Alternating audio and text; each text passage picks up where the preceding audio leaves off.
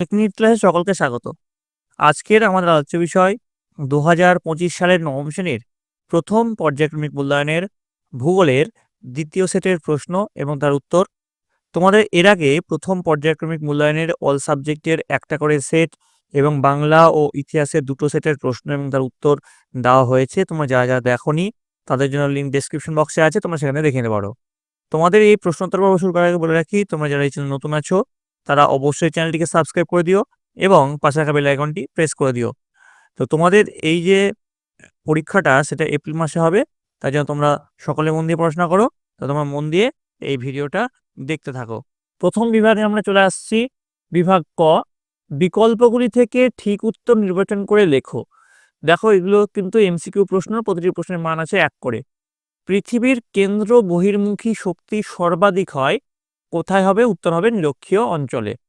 তারপর দেখো, নিরক্ষরেখা থেকে মেরুর দিকে 111.3 কিলোমিটার অগ্রসর হলে নক্ষত্রের উন্নতিকোণ বৃদ্ধি পায়। এটা সঠিক উত্তর হবে 1 ডিগ্রি। চলে আসছি তারপর প্রশ্নে। অনুসুর অবস্থানে সূর্য ও পৃথিবীর মধ্যে দূরত্ব থাকে 14.70 কোটি কিলোমিটার, অর্থাৎ ডিটা হচ্ছে সঠিক উত্তর। এরপরে হচ্ছে মহাবিষুব হয়, এগুলোর মধ্যে মহাবিষুব কবে হয়? উত্তর হবে এ, 21শে মার্চ। তারপরে দেখো 1.5, পূর্ব ভারতের একটি গুরুত্বপূর্ণ তাপবিদ্যুৎ কেন্দ্র হলো কোনটা? উত্তর হবে সি, ফারাক্কা। 1.6, দেখো ভারতে প্রথম পারমাণবিক শক্তি কেন্দ্র কোনটা? সেটা হচ্ছে সি, তারাপুর। চলে আসছি পরের প্রশ্ন। 1.7, শিবসমুদ্রম জলবিদ্যুৎ কেন্দ্রটি গড়ে উঠেছে কোথায়? কাবেরী নদীতে। 1.8, দেখো একটি পুনর্ভব সম্পদ হলো, উত্তর হচ্ছে বায়ু। চলে আসছি পরের বিভাগে, বিভাগ খ। 2.1, দেখো বাক্যটি সত্য হলে ঠিক এবং অসত্য হলে ভুল লেখো। প্রতিটি প্রশ্নের মান কিন্তু আছে 1 করে। দেখে নাও প্রথম প্রশ্ন, বস্তুর ওজন সবসময় মেরু অঞ্চলে কম হয়, সত্য না মিথ্যা নির্বাচন করো। উত্তর হচ্ছে মিথ্যা। 2.1.2, পৃথিবীর আবর্তনের জন্য পৃথিবীর আকৃতি অভিগত গোলকের মতো, সত্য না মিথ্যা? উত্তর হচ্ছে সত্য। এবার দেখো 2.2 চলে যাচ্ছি, উপযুক্ত শব্দ বসিয়ে শূন্যস্থান পূরণ করো। প্রতিটি প্রশ্নের মান আছে কিন্তু 1 করে। 1 স্টেডিয়া ড্যাশ মিটারের সমান, উত্তর হচ্ছে 185 মিটারের সমান। 2.2.2, ড্যাশের সূত্র অনুসারে বায়ুপ্রবাহ উত্তর গোলার্ধে ডান দিকে বেঁকে যায়, উত্তর হচ্ছে ফেরেলের সূত্র অনুসারে বায়ুপ্রবাহ উত্তর গোলার্ধে ডান দিকে বেঁকে যায়। এবার একটি বাক্যে উত্তর দেওয়ার, প্রতিটি প্রশ্নের মান আছে কিন্তু 1 করে। আবর্তনের ফলে গতিশীল পদার্থের গতিবিক্ষেপ হয়, এই সূত্রটি কে আবিষ্কার করেন? উত্তর লিখবে 1835 সালে এই সূত্রটি কোরিওলিস আবিষ্কার করেছেন। 2.3.2 চলে আসছি, অ্যান্টার্কটিকা মহাদেশ কি ধরনের সম্পদ? উত্তর লিখবে আন্তর্জাতিক সম্পদ। 2.3.3, খনিজ তেলে কোন উপাদান বেশি পরিমাণে থাকে? উত্তর লিখবে হাইড্রোকার্বন। 2.3.4, পরিবেশের জন্য ক্ষতিকর নয় এরূপ জ্বালানিকে কি বলে? উত্তর লিখবে সবুজ জ্বালানি। এবার দেখো চলে আসছি বিভাগ গতে, নিচের প্রশ্নগুলির সংক্ষেপে উত্তর দাও। প্রতিটি প্রশ্নের মান কিন্তু আছে 2 করে। প্রথম প্রশ্ন দেখো, পৃথিবীর গোলাকার আকৃতির একটি প্রমাণ দাও। অথবা দিয়ে আরেকটা প্রশ্ন আছে, যেটা হচ্ছে জিপিএস এর দুটি ব্যবহার লেখো। তো প্রথম যে প্রশ্ন, অর্থাৎ পৃথিবীর গোলাকার আকৃতির প্রমাণ, তার উত্তরটা আগে দেখে নিই। যে কোনো একটি প্রমাণ দিতে বলেছে, তো চাক্ষুষ প্রমাণ সেটা এখানে লেখা আছে। দেখো, সম্প্রতি বিভিন্ন মহাকাশচারী চন্দ্রে অবতরণকালে পৃথিবীর যে চিত্র গ্রহণ করেছেন তা হতে স্পষ্টই দেখা যায় যে পৃথিবীর আকৃতি গোলাকার। তাদের মতে পৃথিবী হতে চন্দ্রকে যেমন গোলাকার দেখা যায়, চন্দ্র হতে পৃথিবীকেও অবিকল সেরকম গোলাকার দেখায়, তবে কয়েক গুণ বড়।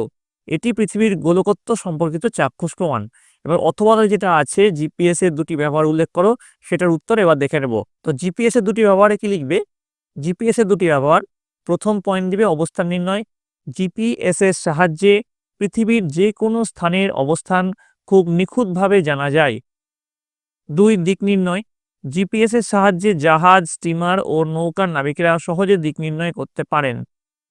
চলে আসছি পরের প্রশ্ন 3.2, দেখো 23শে সেপ্টেম্বর ও 22শে ডিসেম্বর তারিখে সূর্য কোথায় কোথায় লম্বভাবে কিরণ দেয়? অথবা দিয়ে আরেকটা প্রশ্ন আছে, রবিমার্ক কি? তো প্রথম যে প্রশ্নটা আছে তার উত্তরটা আমরা দেখে নেব। 22শে ডিসেম্বর সূর্য মকরক্রান্তি রেখার উপর লম্বভাবে কিরণ দেয়। আর 23শে সেপ্টেম্বর সম্পূর্ণ লম্বভাবে সূর্য নিরক্ষরেখার উপর কিরণ দেয়। এরপরে অথবা দিয়ে যে প্রশ্নটা ছিল রবি মার্ক কি, তার উত্তরটা আমরা দেখে নেব। উত্তর লিখবে আকাশে যে পথ ধরে সূর্যের আপাত বার্ষিক গতি লক্ষ্য করা যায় তাকে রবি মার্ক বলে। এবার চলে আসি পরের প্রশ্ন 3.3, কোনো নিরপেক্ষ বস্তুর সম্পদ হয়ে ওঠার দুটি শর্ত উল্লেখ করো। অথবা দিয়ে আরেকটা প্রশ্ন আছে, সম্পদ কাকে বলে। তো প্রথম যে প্রশ্ন, কোনো নিরপেক্ষ বস্তুর সম্পদ হয়ে ওঠার দুটি শর্ত, সেটা আগে আমরা তার উত্তরটা দেখে নিই।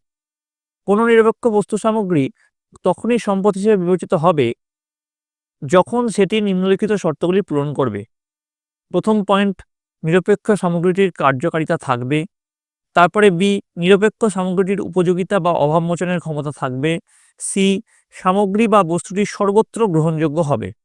এবার অথবা দিয়ে যে প্রশ্নটা ছিল সম্পদ কাকে বলে, তার উত্তরটা আমরা দেখে নিই। এখানে যে প্রশ্নটা হবে সেটা হচ্ছে সম্পদ সংরক্ষণ জরুরি কেন আলোচনা করো। ঠিক আছে, এখানে সম্পদ কাকে বলে এটাও আসতে পারে, বা আমি এখানে যে উত্তরটা করেছি সেটা প্রশ্নটা এখানে ভুল আছে।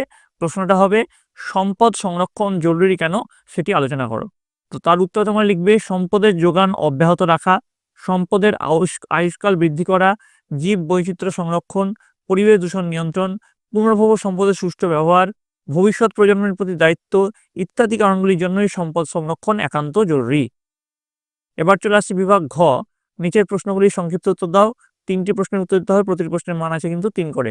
তোমাদেরকে এত কটা প্রশ্ন আমি করাচ্ছি এই কারণে যে তোমাদের যাতে সাজেশনটা তোমাদের ভালো মতো তোমরা করতে পারো এবং এখান থেকে তোমরা অনেক কটা প্রশ্ন যাতে কমন পেতে পারো।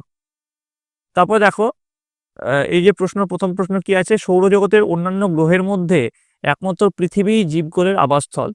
বক্তব্যটির সপক্ষে 3টি যুক্তি দাও। অথবাটা আমি পরে প্রশ্নটা আলোচনা করছি।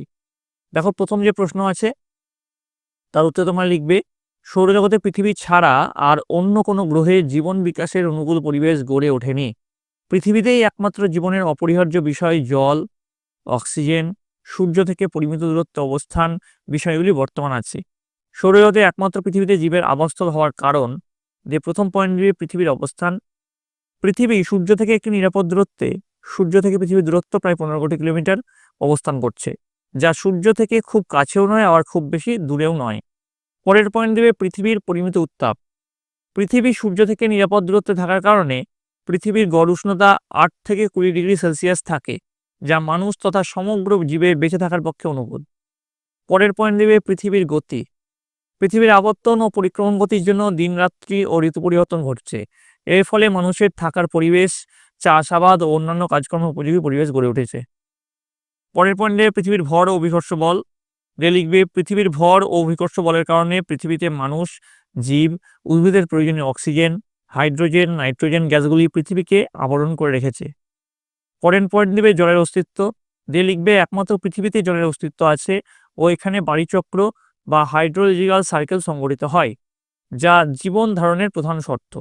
এবার অথবা দিয়ে যে প্রশ্নটা সেখানে ছিল সেই প্রশ্নটা একবার দেখে নিই। জিওডের ধারণাটি সংক্ষেপে আলোচনা করো। তো এর উত্তরে তোমরা কি লিখবে? উত্তর লিখবে পৃথিবীর আকৃতি অভিগত গোলকের মতো হলেও পৃথিবীকে একটি আদর্শ অভিগত গোলক বলা যায় না।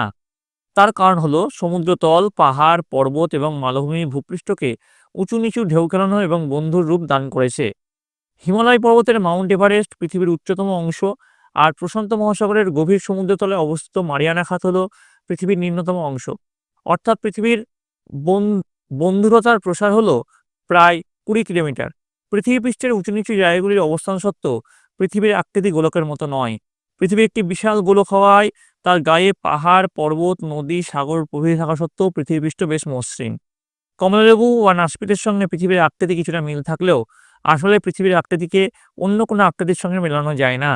তাই বলা হয় যে পৃথিবীর প্রকৃত আকৃতি পৃথিবীর মতোই, যাকে ইংরেজিতে বলা হয় জিওড। এবার চলে আসছি 4.2-এ। দেখো 3টি বিষয়ের ভিত্তিতে পৃথিবীর আবর্তন ও পরিক্রমণ গতির মধ্যে পার্থক্য নিরূপণ করো। অথবা প্রশ্নটা পরে আসছি। তো 3টি বিষয় বলেছে।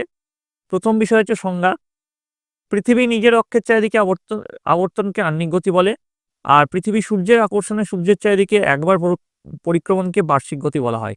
আমাদেরকে আবর্তন বা পরিক্রমণ গতি বা এখানে আহ্নিক এবং বার্ষিক গতির পার্থক্য বলতে চেয়েছে। অপর নাম আর্নিং গতির, আরেক নাম আবর্তন গতি, বার্ষিক গতির আরেক নাম পরিক্রমণ গতি। সময়ের নিয়ে পার্থক্য, পৃথিবী নিজের অক্ষের চারিদিকে একবার আবর্তন করতে সময় লাগে 23 ঘন্টা 56 মিনিট 4 সেকেন্ড, আর পৃথিবী সূর্যের চারিদিকে একবার পরিক্রমণ করতে সময় লাগে 365 দিন 5 ঘন্টা 48 মিনিট 46 সেকেন্ড। ফলাফলের পার্থক্য, আর্নিং গতির ফলে দিনরাত হয়ে থাকে, বার্ষিক গতির ফলে ঋতু পরিবর্তন হয়ে থাকে। এবার অথবা দিয়ে যে প্রশ্নটা ছিল, একবার দেখে নিই প্রশ্নটা। ঋতু পরিবর্তনের ক্ষেত্রে পৃথিবীর অক্ষের হেলানো অবস্থানের প্রভাব সর্বাধিক, ভৌগোলিক কারণ ব্যাখ্যা করো। সেই উত্তরটা তোমরা লিখবে, পৃথিবী সূর্য পরিক্রমণের সময় পৃথিবীর অক্ষ কক্ষতলের সঙ্গে 66.5 ডিগ্রি কোণে হেলে থাকে। এই হেলানো অবস্থানের জন্যই পৃথিবীতে উত্তাপের তারতম্য ঘটে, কারণ সূর্যের রশ্মি সর্বত্র পৃথিবীর ওপর সমানভাবে পড়ে না, যার ফলে ঋতু পরিবর্তন দেখা যায়। ব্যাখ্যা, পৃথিবীর যে অংশ সূর্যের দিকে হেলে থাকে সেই অংশটি সূর্যের কাছাকাছি হওয়ার জন্য সূর্যকিরণ লম্বা হয়ে পড়ে, আর অপর অংশটি দূরে হওয়ার কারণে তির্যকভাবে সূর্যরশ্মি পড়ে। লম্বভাবে পড়া রশ্মি পৃথিবীর ওই অংশকে বেশি গরম করে, অপরদিকে তির্যকভাবে পড়া রশ্মি কম করে। এইভাবে উত্তাপের তারতম্য ঘটে, ঋতু পরিবর্তনে সাহায্য করে। চলে আসছি পরের প্রশ্ন 4.3, প্রচলিত ও অপ্রচলিত শক্তির উৎসের মধ্যে 3টি পার্থক্য নিরূপণ করো।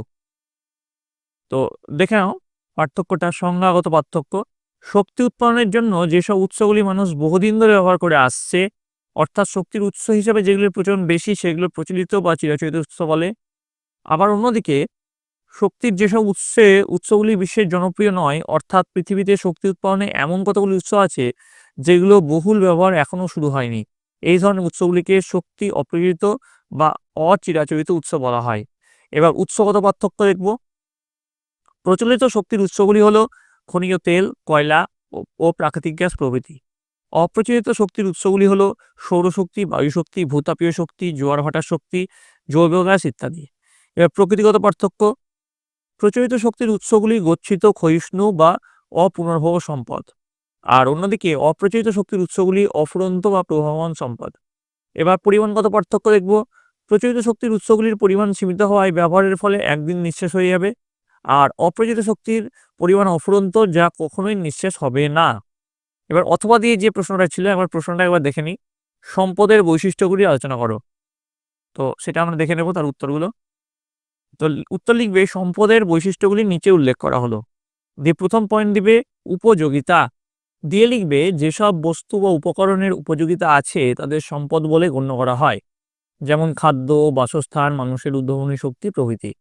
তারপর পয়েন্ট দিবে কার্যকারিতা, দিয়ে লিখবে আমরা কোনো কিছুকে তখনই সম্পদ বলে বিবেচনা করি যখন সেটি মানুষের কোনো না কোনো প্রয়োজন বা অভাব মেটাতে প্রত্যক্ষ বা পরোক্ষভাবে সাহায্য করে, যেমন কয়লা সম্পদ নয়, কয়লার চাহিদা পূরণের ক্ষমতাই সম্পদ।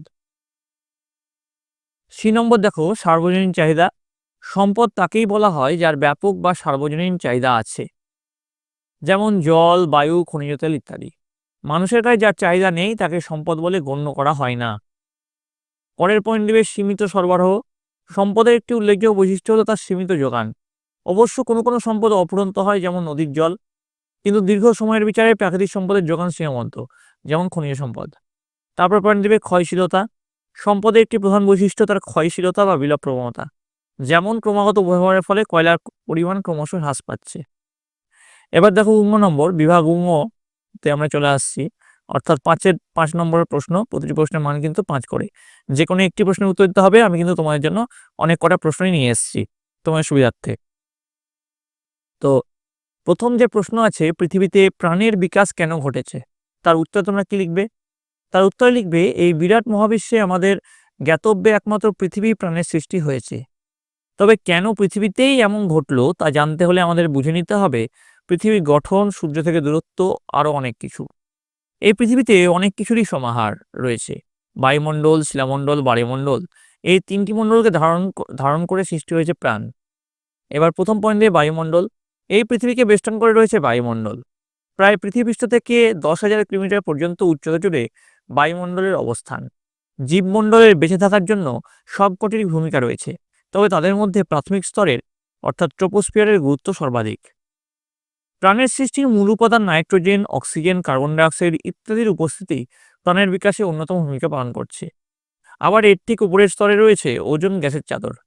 যা সূর্য থেকে আগত ক্ষতিকারক ইউভি রশ্মিকে পৃথিবী পৃষ্ঠে এসে পৌঁছাতে বাধা দান করে, যা প্রাণের বিকাশে বিশেষভাবে সহায়ক।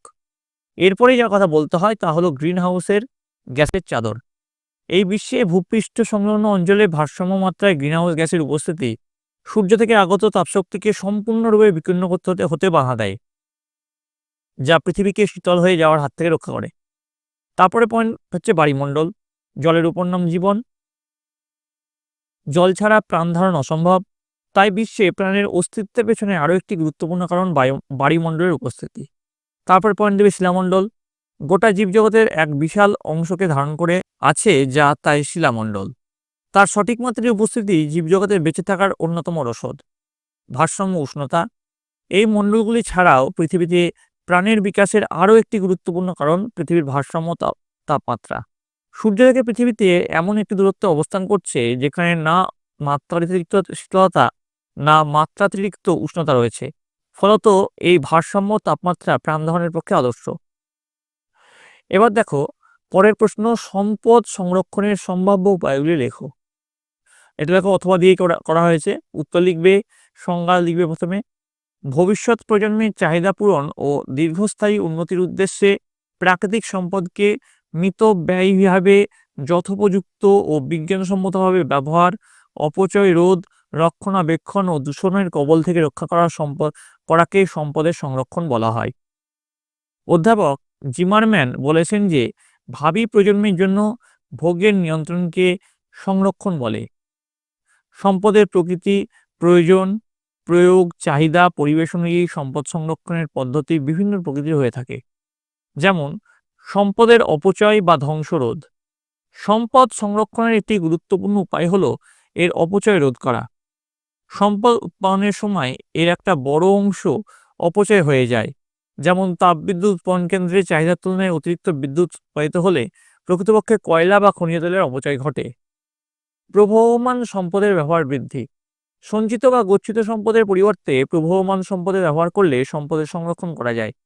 যেমন বিদ্যুৎ উৎপাদনের জন্য কয়লা ব্যবহারের পরিবর্তে সৌরশক্তি, জলপ্রবাহ, বাতাস, ভূতাপ শক্তি প্রভৃতি প্রবহমান সম্পদ ব্যবহার করলে গচ্ছিত সম্পদ সংরক্ষণ করা যায়। পরের পয়েন্ট দেবে, সম্পদের উৎপাদন ও ভোগের মধ্যে সমতা রাখা। কোনো সম্পদের সামগ্রিক উৎপাদনের তুলনায় যদি তার ব্যবহারের পরিমাণ বেশি হয় তখন স্বাভাবিকভাবেই ওই নির্দিষ্ট সম্পদের পরিমাণ নিঃশেষিত হতে থাকবে। যেমন কাষ্ঠ সম্পদের ব্যবহার বৃদ্ধি ও নতুন বনভূমির সৃষ্টির পরিমাণ কম হওয়ার ফলে পৃথিবীতে বনভূমির পরিমাণ ক্রমশ কমে যাচ্ছে। এই কারণে সম্পদের উৎপাদন ও তার ব্যবহারের মধ্যে সমতা থাকা প্রয়োজন। বিজ্ঞানসম্মত ব্যবহার। উন্নত প্রযুক্তি ও কারিগরি জ্ঞান ব্যবহার করে সম্পদ ব্যবহার করলে সম্পদ সংরক্ষণ করা সম্ভব। যেমন বর্তমানে জাপান, ফ্রান্স ইত্যাদিতে গাড়ি তৈরির কৌশল পরিবর্তন করা হচ্ছে খনিজ তেল, ডিজেল প্রভৃতি সম্পদকে সংরক্ষণ করার জন্য। সচেতনতা বৃদ্ধি। সম্পদ সংরক্ষণে মানুষের মধ্যে সচেতনতা আনার মাধ্যমে সম্পদ সংরক্ষণ করা সম্ভব। এটি সম্পদ সংরক্ষণের একটি গুরুত্বপূর্ণ বিষয়। যেমন সরকারি বার্তার মাধ্যমে জনগণের কাছে পৌঁছানো বা বর্তমানে জনপ্রিয় সোশ্যাল মিডিয়ার মাধ্যমে জনগণকে সচেতন করা। এছাড়াও আরও সম্ভাব্য উপায় উল্লেখ করা যায়, যেমন পরিকল্পনা মাফিক আমদানির মাধ্যমে সম্পদ সংরক্ষণ, গচ্ছিত সম্পদের পরিকল্পনা মাফিক ব্যবহার, সম্পদ সংরক্ষণে সাধারণ মানুষের অংশগ্রহণ, নতুন আইন প্রণয়ন, সম্পদ সংরক্ষণ ইত্যাদি। তো এরপরে আমরা চলে আসবো বিভাগ। দেখো তোমাদের যে বিভাগ চ আছে সেটা হচ্ছে ম্যাপ পয়েন্টিং। ভারতের রেখা মানচিত্রের নিম্নলিখিতগুলি উপযুক্ত নাম ও প্রতীক সহ চিহ্নিত করো। প্রতিটি প্রশ্নের মান আছে 1 করে। দেখো কি কি আসতে পারে। উত্তর পূর্ব ভারতের একটি তৈল উত্তোলক কেন্দ্র, পশ্চিমের একটি তৈল সংশোধনাগার, দক্ষিণ ভারতের একটি তাপবিদ্যুৎ কেন্দ্র, ভারতের বৃহত্তম লিগনাইট খনি, পূর্ব ভারতের একটি আকরিক লোহা উত্তোলক স্থান। এইরকম কিন্তু তোমাদের প্রশ্ন আসতে পারে। তো এই গেল তোমাদের ফার্স্ট ইউনিট টেস্টের ভূগোলের সাজেশন প্রশ্ন এবং তার উত্তর। তোমাদের যদি আরও এক সেট প্রশ্ন দরকার হয় অবশ্যই তোমরা কমেন্ট লিখে জানাবে। তোমাদের যদি এই ভিডিওটি ভালো লাগে থাকে অবশ্যই একটি লাইক করবে। তোমরা এই প্রশ্নের উত্তরগুলো মন দিয়ে প্র্যাকটিস করো এবং তোমাদের যে সিলেবাসগুলো আছে সেটা বইটা খুঁটিয়ে পড়ো। আশা করি তোমাদের 100% সাফল্য নিশ্চিত। তোমরা সকলে ভালো থাকবে। তোমরা সকলে সুস্থ থাকবে।